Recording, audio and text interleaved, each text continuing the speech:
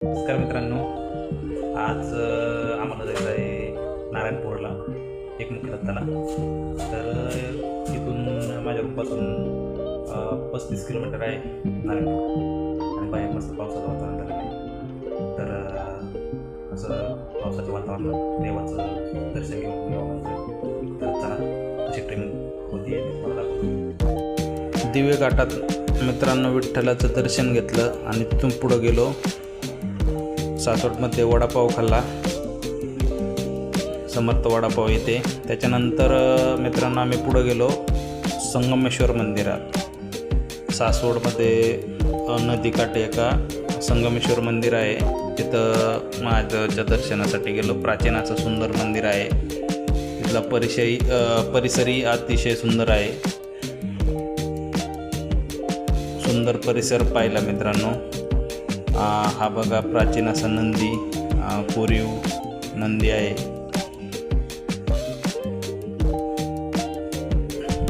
त्याच्यानंतर हे शिवलिंगाचं दर्शन घेतलं.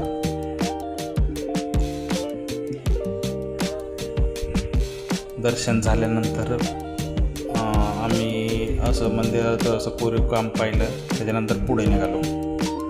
पुढे आल्यानंतर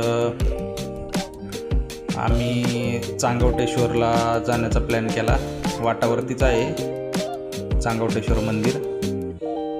हे बघा चांगवटेश्वरमध्ये, इथं हे पण खूप प्राचीन मंदिर आहे चांगवटेश्वर.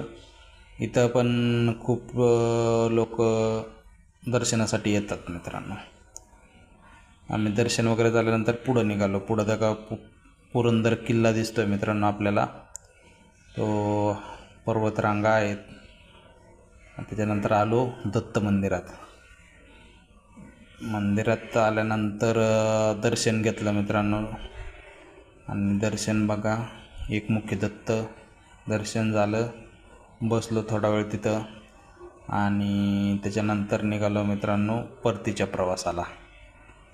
मग येताना पाऊस लागला होता. हळूहळू आपलं परतीच्या प्रवासाने रिटर्न आलो.